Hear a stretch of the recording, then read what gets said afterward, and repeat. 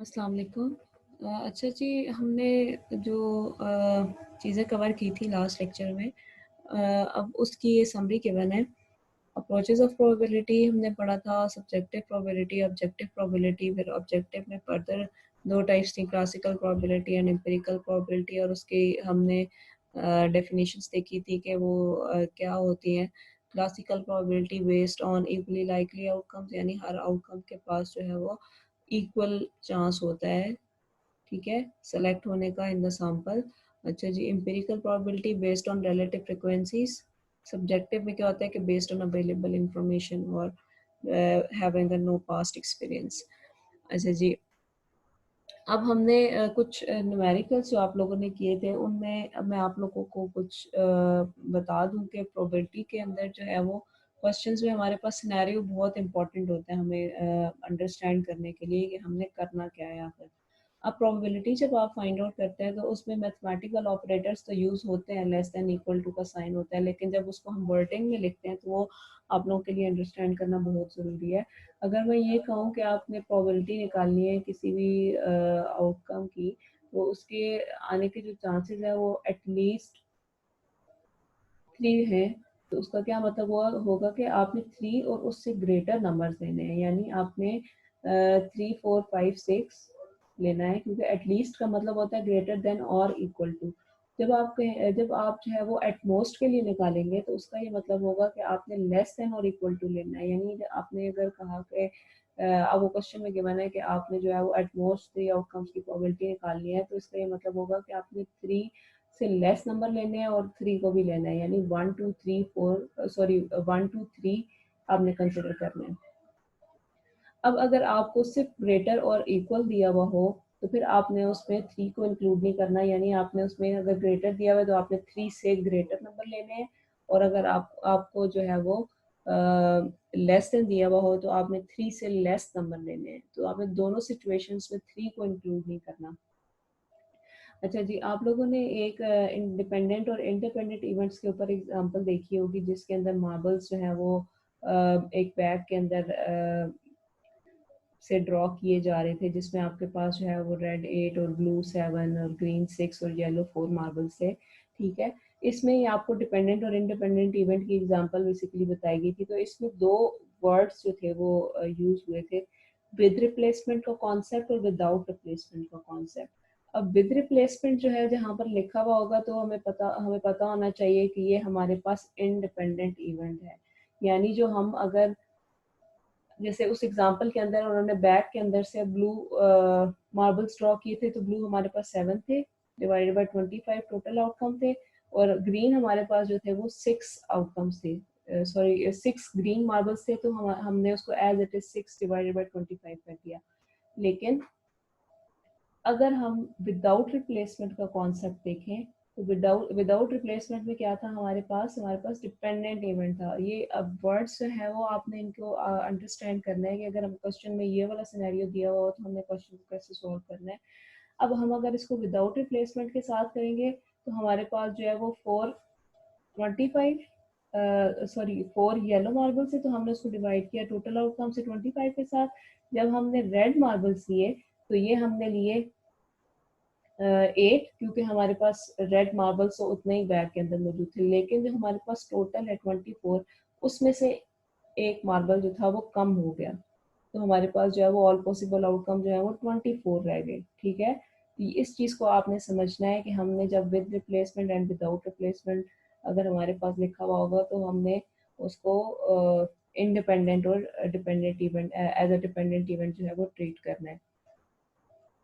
अच्छा जी, आगे इसी एग्जांपल का एक पार्ट है कि अगर हमारे पास जो है वो विदाउट रिप्लेसमेंट का कॉन्सेप्ट हो और हमने 2 ग्रीन मार्बल्स ड्रॉ करने हो, तो हमारे पास अब फर्स्ट जो इवेंट होगा उसमें टोटल ग्रीन मार्बल आ जाएंगे, यानी 6 green marble divided by total all possible outcomes आ जाएंगे, ठीक है।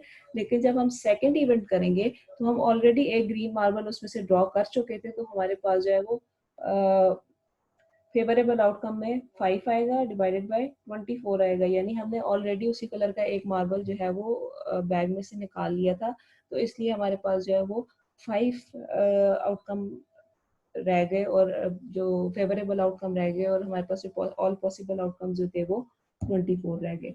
ओके जी, ये हो गया हमारे पास जो है वो डिपेंडेंट इंडिपेंडेंट का कॉन्सेप्ट। अब हम फर्दर मूव करते हैं तो हमारे पास क्या आ जाएगा। अच्छा जी, अब हमारे पास कुछ रूल्स हैं फॉर कंप्यूटिंग प्रोबेबिलिटीज कि प्रोबेबिलिटी हम किस किस तरह जो है वो निकाल सकते हैं। इसमें एडिशन के रूल्स हैं, मल्टीप्लिकेशन के रूल्स हैं, ठीक है, और उसमें भी हमारे पास डिपेंडेंट और इंडिपेंडेंट का कॉन्सेप्ट भी आएगा। अच्छा जी, सबसे पहले हम देखते हैं कि एडिशन का रूल क्या है। Special rule of addition and general rule of addition, ये हमारे पास दो तरह के रूल्स हैं। अब अगर तो हमारे पास दो इवेंट हैं, इवेंट ए और इवेंट बी, और दोनों जो है वो म्यूचुअली एक्सक्लूसिव है, तो उनकी प्रोबेबिलिटी क्या होगी हमने ये देखना है। तो हमारे पास जो है वो हम इसको कैसे निकालेंगे। अब देखिए यहाँ पर भी उन्होंने वर्डिंग में लिखा हुआ है प्रोबेबिलिटी ए और बी, यानी ए या बी की प्रोबेबिलिटी क्या होगी, क्योंकि म्यूचुअली एक्सक्लूसिव है तो आपका एक वक्त पे एक ही इवेंट जो है वो अकर कर सकता है, ठीक है। तो जब हमारे पास और लिखा हुआ होगा तो इसका मतलब है कि यहाँ पर एडिशन का रूल अप्लाई होगा। अगर यहाँ पर एंड लिखा हुआ होगा तो इसका ये मतलब होगा कि हमारे पास जो है वो मल्टीप्लीकेशन का रूल होगा, ठीक है। अब यहाँ पर और एंड के दो और मतलब भी हैं, ठीक है।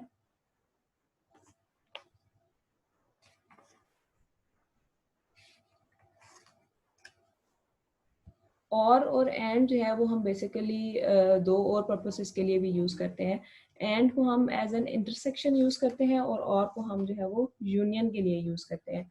इंटरसेक्शन और यूनियन जो है वो बहुत ही बेसिक सा कॉन्सेप्ट है, आप लोगों ने शायद मैट्रिक में भी इसको पढ़ा होगा कि इंटरसेक्शन में क्या होता है, जब हमारे पास जो है वो दो इवेंट्स जो हैं वो कुछ सिमिलर आउटकम्स जो है वो शेयर कर रहे होते हैं, ठीक है। तो यहाँ पर हमारे पास अगर हम स्पेशल रूल में देखें कि अगर प्रोबेबिलिटी का स्पेशल रूल है, इवेंट ए है और इवेंट बी है और म्यूचुअली एक्सक्लूसिव भी नहीं है दोनों इवेंट्स, सॉरी म्यूचुअली एक्सक्लूसिव है दोनों इवेंट्स, तो हमारे पास सिंपली जो है वो probability of A plus probability of B आएगा और हम इसको ऐड करेंगे दोनों प्रोबेबिलिटीज को, तो हमारे पास जो है वो आंसर आ जाएगा।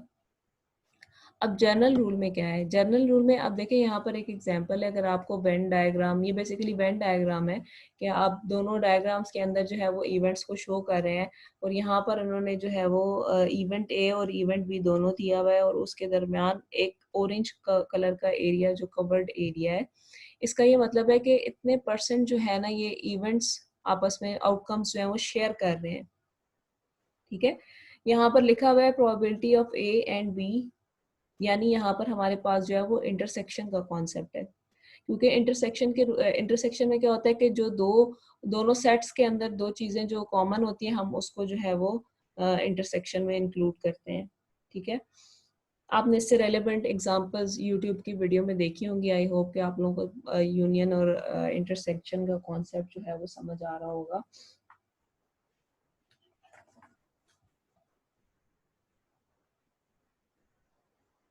ठीक है। अच्छा जी, नेक्स्ट हमारे पास जो है वो आई थिंक अदनान भी मुझसे ये क्वेश्चन कर रहा था कि हम इसमें से ये चीज़ माइनस क्यों करते हैं, क्योंकि हम इसमें से ये इसलिए माइनस कर रहे हैं कि हमारे पास जो इवेंट्स है वो नॉट म्यूचुअली एक्सक्लूसिव है, तो हम इसको म्यूचुअली एक्सक्लूसिव करने के लिए इसमें से ये पोर्शन जो है वो माइनस कर देंगे, तो वो हमारे पास वापस जो है वो म्यूचुअली एक्सक्लूसिव की वैल्यू आ जाएगी।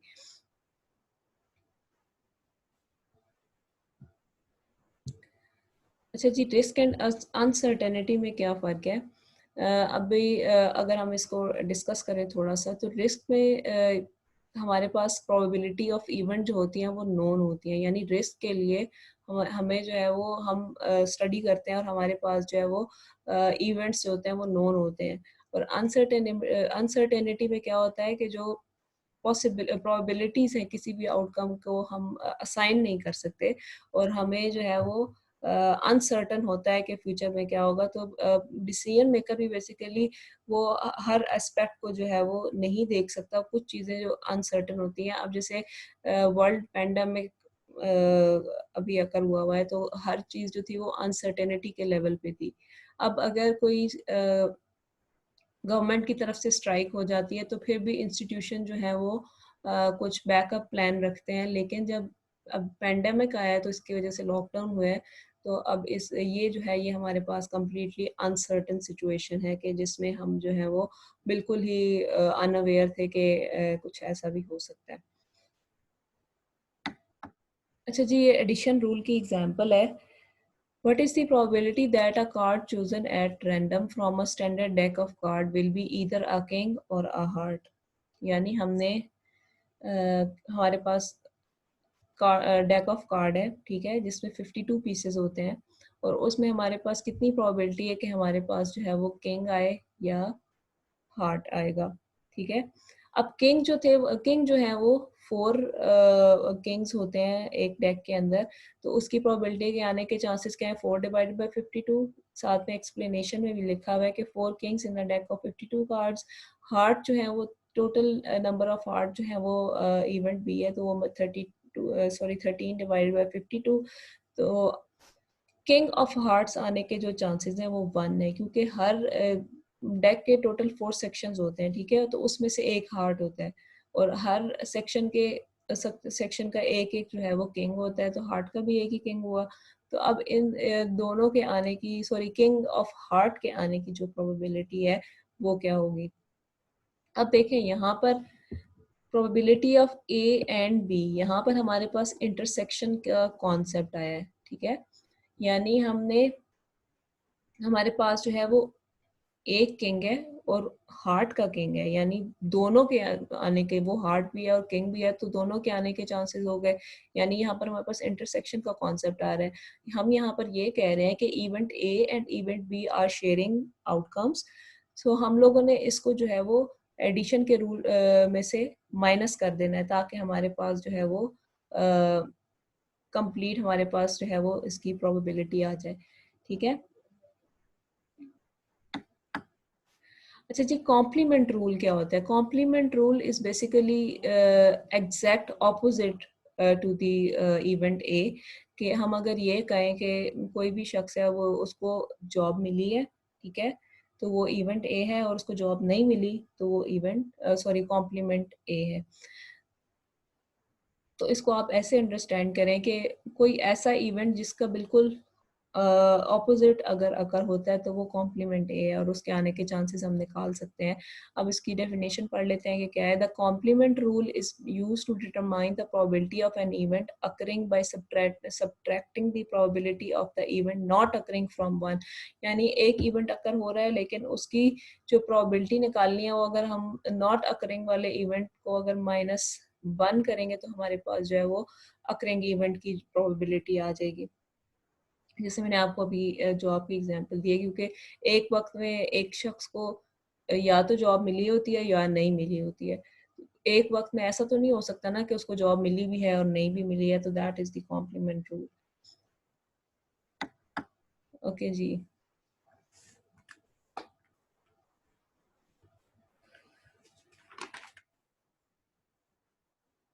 हमने देखना है कि जर्नल रूल ऑफ एडिशन क्या है। हमने ऑलरेडी पढ़ भी लिया कि जनरल रूल ऑफ एडिशन क्या है, basically which is probability of A plus probability of B minus P probability of A and B, यानी जहाँ पर इंटरसेक्शन का कॉन्सेप्ट था। जो स्पेशल रूल था उसमें तो हमारे पास सिंपली एडिशन हो रही थी, probability of A plus probability of B.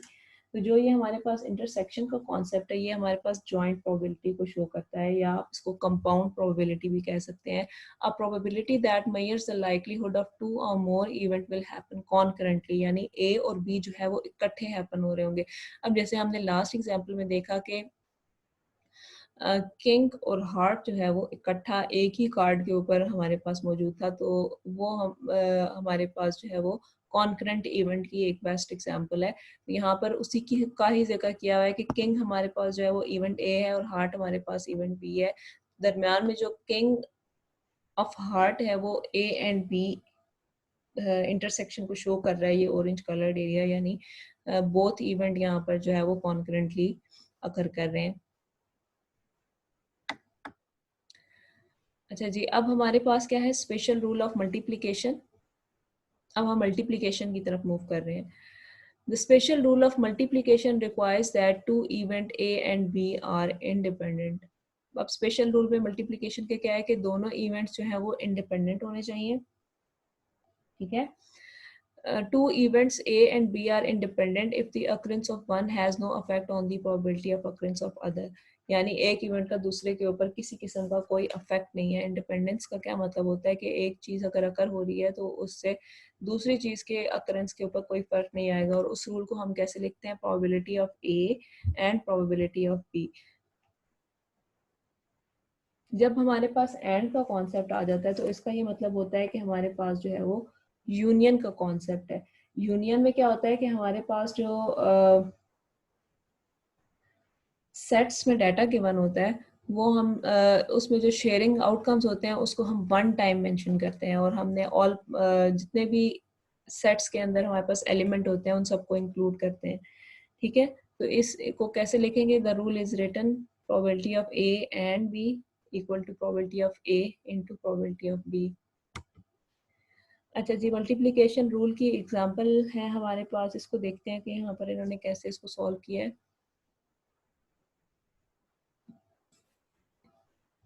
A survey by the American Automobile Association revealed 60% of its members made airline reservations last year.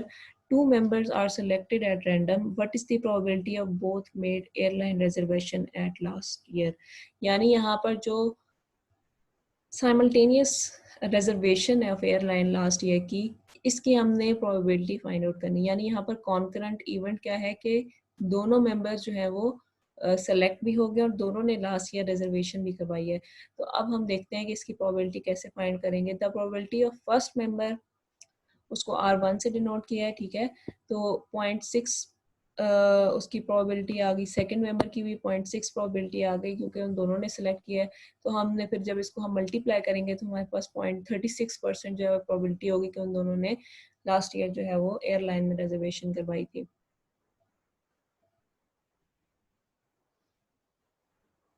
अब क्योंकि यहाँ पर इंडिपेंडेंट इवेंट हम इसको कैसे कह सकते हैं, क्योंकि जो अमेरिकन ऑटोमोबाइल एसोसिएशन है ऑब्वियसली वो बहुत लार्ज एसोसिएशन है और वहाँ पर जो सिलेक्शन हुई होगी एट रैंडम वो भी बहुत फेयरली हुई होगी. तो यहाँ पर ये इवेंट जो है वो हम उसको as an independent event consider कर सकते हैं.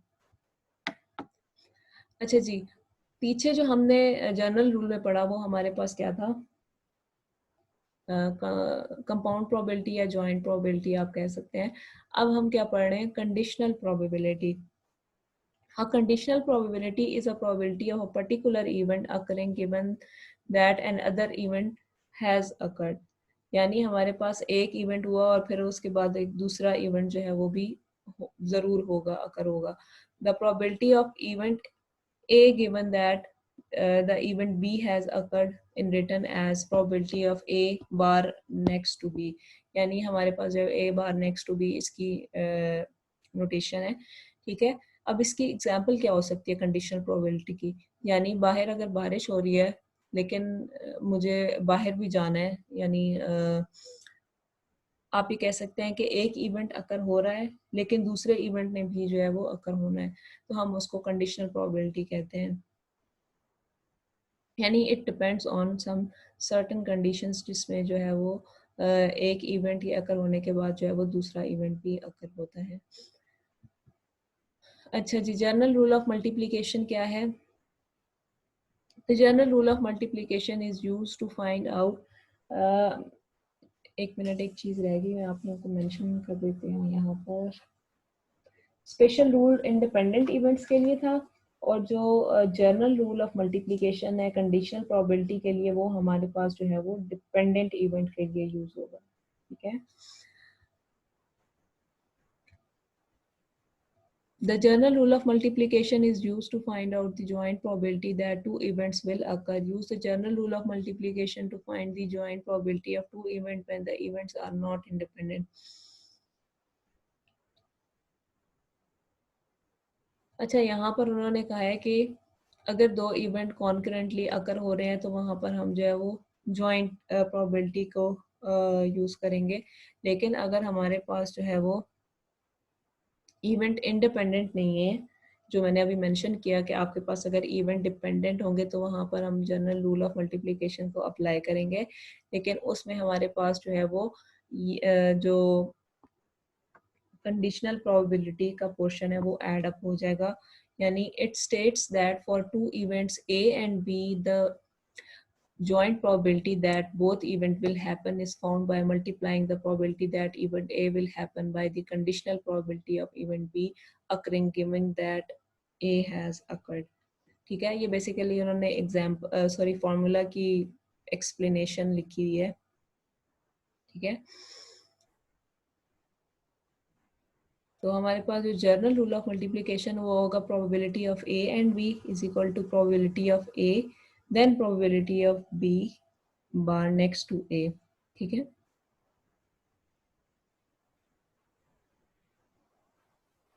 जब हम इसकी एग्जांपल देखेंगे तो आप लोगों को ज़्यादा क्लियर हो जाएगा. और इन जो कंपाउंड प्रोबेबिलिटी है और कंडीशनल प्रोबेबिलिटी है, इनसे रेलिवेंट वीडियोस जो हैं वो चैनल पर मौजूद हैं. वहाँ पर जो सेकंड आपके पास चैनल था प्रोबेबिलिटी पार्ट 2 का नाम से, वो आपने वहाँ से इसकी वीडियोस देखनी है और उसको फॉलो करना है. अच्छा जी, जनरल मल्टीप्लिकेशन रूल की क्या एग्जांपल है? A golfer has 12 golf shirts in his closet. Suppose 9 of these shirts are white and the other blue. He gets dressed in the dark, so he just grab a shirt and put it on. He plays golf 2 days in a row and does not do laundry. What is likelihood about shirts selected are white? अच्छा जी, यहाँ पर हमारे पास दो तरह की जो player है उसके पास 12 शर्ट्स हैं टोटल, और अब उसके पास जो है वो 9 वाइट शर्ट्स हैं और 3 जो है वो 3 जो है वो ब्लू हैं. ठीक है, अब उसने डार्क में वो ड्रेस्ड अप हुआ, तो अब उसकी जो प्रोबेबिलिटी है वाइट दोनों तरह की शर्ट्स सिलेक्ट करने की, What is the likelihood both shirts selected are white? यानी उसने जो दो शर्ट्स सेलेक्ट की तो वो दोनों शर्ट्स जो थी वो वाइट थी. ये प्रोबेबिलिटी हमने बेसिकली फाइंड आउट करनी है. तो अब इसको हम स्टेप वाइज देखेंगे कि कैसे निकाल सकते हैं हम जनरल रूल ऑफ मल्टीप्लिकेशन में इसको. The event that the first shirt selected is white is W1. अब उन्होंने उसको W1 से डिनोट किया और प्रोबेबिलिटी उसकी क्या बनेगी 9 डिवाइड बाई 12, क्योंकि हमारे पास total number of white shirts जो है वो 9 है. ठीक है, the event that the second shirt selected is also white is identified as W2. अब जो सेकंड शर्ट सिलेक्ट हुई उसकी प्रोबेबिलिटी भी जो है वो निकालेंगे हम, तो वो वाइट शर्ट की निकालेंगे. तो हमारे पास कंडीशनल प्रोबेबिलिटी में इसकी मतलब कंडीशनल प्रोबेबिलिटी में जब हम इसको लिखेंगे तो हम इसको 8 डिवाइडेड बाय 12 करेंगे. अब जैसे मैंने अभी थोड़ी देर पहले आपको एक कॉन्सेप्ट बताया था विदाउट रिप्लेसमेंट का. ठीक है, विदाउट रिप्लेसमेंट का मैंने आपको कॉन्सेप्ट बताया था कि जब एक बार उसने एक शर्ट सिलेक्ट कर दी लेकिन उसने वापस उसको ऐड बैक नहीं किया. ठीक है, तो ये जो सेकंड इवेंट होगा ये डिपेंडेंट इवेंट होगा, तो वो हमारे पास प्रोबेबिलिटी क्या बनेगी, एक शर्ट अब टोटल में से निकल गई तो हमारे फेवरेबल आउटकम भी कम हो गए और हमारे जो टोटल पॉसिबल आउटकम्स हैं वो भी कम हो गए. तो वो हमारे पास 8 डिवाइडेड बाई 11 बन जाएगा. To determine the probability of two shirts being selected we use formula. अब आगे उन्होंने फार्मूला दिया हुआ है कि हम इसको कैसे फाइंड आउट करेंगे, तो ये सिंपली मैथमेटिक्स हुई है और उसका आंसर जो है वो 55% आता है. ठीक है, नेक्स्ट हमारे पास कॉन्टीजेंसी टेबल का टॉपिक है. A contingency table is a table used to classify sample observations according to two or more identifiable characteristics. Contingency table हमने चैप्टर 2 के अंदर भी पढ़ा था. ठीक है, तो अब यहाँ पर हम उसको दोबारा देख लेते हैं कि होता क्या है. यहाँ पर एक एग्जाम्पल गिवन है, उसमें एडल्ट्स का कोई सर्वे लिया गया 150 एडल्ट्स का. ठीक है, और जेंडर की बेस पे उन्होंने मूवी अटेंडेड लास्ट मंथ का डाटा जो है वो कलेक्ट किया और ईच रिस्पोंडेंट जो था उसको उसके दो क्राइटेरिया उन्होंने लिए हुए, एक तो नंबर ऑफ मूवीज और दूसरा जेंडर. ठीक है, मूवी अटेंडेड 0, 1, 2 और मोर. मेन की उन्होंने जो रिस्पोंडेंट थे उनकी बताया हुआ कि 0 जिन्होंने मूवीज देखी 20 लोग थे, 1 जिन्होंने देखी वो 40 थे और 2 और मोर तो वो 10 थे. नीचे उन्होंने उसका टोटल किया हुआ है। देन फीमेल के लिए उन्होंने भी बनाया हुआ है, रिस्पोंडेंट 40 थे, देन 30 एंड 10, फिर उसको ऐड किया तो वो 81 है। अब हमने इसको रो वाइज भी ऐड किया और कॉलम वाइज भी ऐड किया, तो हमारे पास ग्रैंड टोटल जो है वो 150 बनता है। तो ये हमारे पास जो है वो कंटीजेंसी टेबल का इलस्ट्रेशन है। अच्छा जी, ये एक और नेक्स्ट एग्जांपल है कंटीजेंसी टेबल की। इसमें भी हमारे पास जो है वो एग्जीक्यूटिव का सर्वे था, ठीक है, और उनकी लॉयल्टी इन्होंने मैयर की है कि अगर उनको किसी और कंपनी से बेटर पोजीशन की ऑफर आ जाए तो वो इस कंपनी के अंदर रहना पसंद करेंगे या नहीं। और response of 200 executive in a survey were cross classified with their length of service with the company. यानी उन्होंने लेंथ ऑफ सर्विस ली हुई है, ठीक है, less than 1 year, 1 to 5 year, 6 to 10 year and more than 10 year, और फिर then उसका total, और फिर वुड रिमेन यानी उनकी लॉयल्टी रहेगी, एक इवेंट है या उनकी लॉयल्टी नहीं रहेगी। देन इन्होंने हर ईयर के टोटल किए हुए और फिर रो वाइज और कॉलम वाइज टोटल किया, और देन हमारे पास वो ग्रैंड टोटल है। तो उन्होंने कहा है कि what is the probability of randomly selected an executive who is loyal to the company would remain or who is more than 10 year of service। उन्होंने कहा है कि रैंडमली सिलेक्टेड एग्जीक्यूटिव जो है वो जो लॉयल है कंपनी के साथ उनकी प्रोबेबिलिटी निकालनी है, और उनकी प्रोबेबिलिटी निकालनी है जो मोर देन 10 ईयर से जो है वो सर्विस में है, ठीक है। अब यहाँ पर हमारे पास जो है वो देखेंगे कि इन्होंने किस तरह जो है वो इस एग्जाम्पल को सॉल्व किया है। Event A happen if randomly selected executive will remain with the company. देखें यहाँ पर इवेंट ए में हमारे पास 120 हमारे पास कहाँ पर आ रहा था। देखिए यहाँ पर मैंने आपको कहा था ना कि हम रो वाइज और कॉलम वाइज टोटल करेंगे, तो ये हमारे पास वुड रिमेन जो एग्जीक्यूटिव जो है वो कंपनी के साथ लॉयल रहेंगे, तो उनका टोटल क्या था 120 डिवाइडेड बाय 200, यानी हमारे पास जो टोटल ऑल पॉसिबल आउटकम्स थे, तो हमारे पास 0.6 उसकी प्रोबेबिलिटी आ गई। अब नेक्स्ट हमने कंडीशनल प्रोबेबिलिटी निकालनी है। अब कंडीशनल प्रोबेबिलिटी क्या था, बी इवेंट था हमारे पास क्या, if a randomly selected executive has a more than 10 year of service with the company, अगर उसकी 10 साल से ज़्यादा कंपनी के साथ जो है वो सर्विस है, तो तब हमारी जो कंडीशनल प्रोबेबिलिटी होगी वो कैसे निकलेगी। अब हमने देखना है कि 10 साल से ज़्यादा लोग कितने थे, ठीक है। 10 साल से ज़्यादा हमारे पास जो लॉयल लोग थे वो कितने थे, 75, ठीक है, और उसका टोटल क्या था 120। तो हमने उसको 120 से डिवाइड करना है, तो हमारे पास जो है वो 75 डिवाइडेड बाय 120, तो उसकी प्रोबेबिलिटी के मतलब ये जो 120 है बेसिकली ये ऑल पॉसिबल आउटकम है, जो लोग जो है वो लॉयल रहेंगे कंपनी के साथ, तो फिर हमारे पास जो है वो ये प्रोबेबिलिटी आ जाएगी 37.5।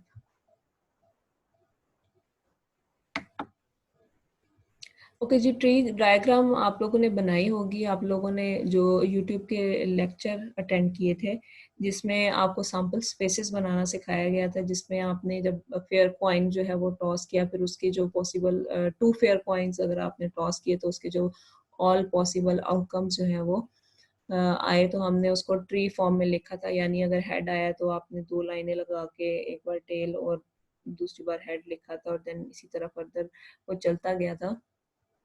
तो ट्री डायग्राम भी इसी तरह की होती है कि वो आपको पोर्ट्रे कर रही होती है कि कंडीशनल और जॉइंट प्रोबेबिलिटीज कहाँ कहाँ हैं। It is particularly useful for analysing business decision involving several stages, यानी आप डिफरेंट स्टेजेस के ऊपर चीज़ों को देख रहे होते हैं।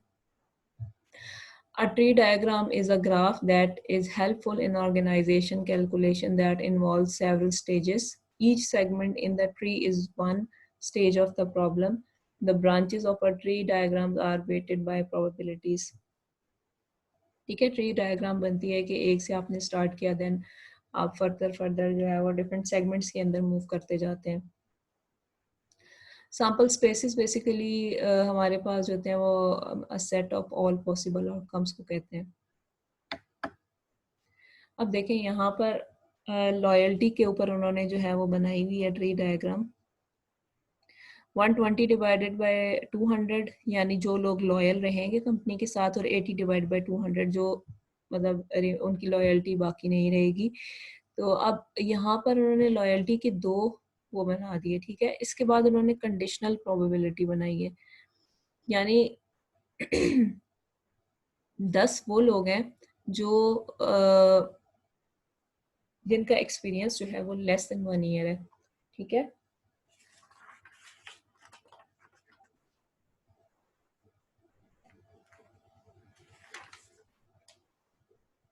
हाँ जी, 10 वो लोग हैं जिनका एक्सपीरियंस जो है वो लेस देन 1 ईयर है।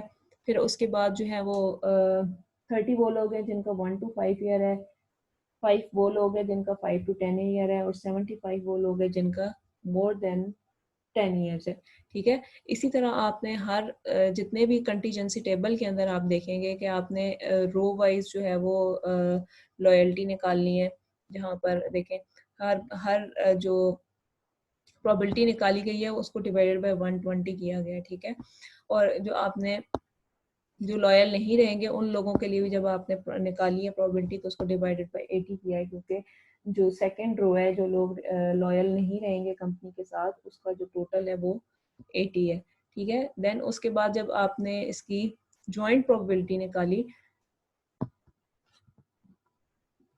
ठीक है, तो फिर वो आपके पास जो है वो आ जाएगा कि आप कंपनी की लेस देन 1 ईयर लोग जो हैं वो कितना उनकी सर्विस जो है बेसिकली उसकी बेस के ऊपर आप प्रोबेबिलिटी निकाल लेंगे तो वो कितना जो है वो कंपनी के साथ लॉयल रहना चाहते हैं या नहीं, यानी उनकी एक्सपीरियंस की बेस के ऊपर आप ये देखेंगे कि कितने परसेंट लोग जो हैं वो कंपनी के साथ लॉयल रहना चाहते हैं और कितने परसेंट लोग जो हैं वो लॉयल नहीं रहना चाहते हैं। अच्छा जी, बेश थ्योरम जो है ये हमारी 3rd क्लास का टॉपिक है। So we are here end up everything. Thank you so much. अल्लाह हाफिज़।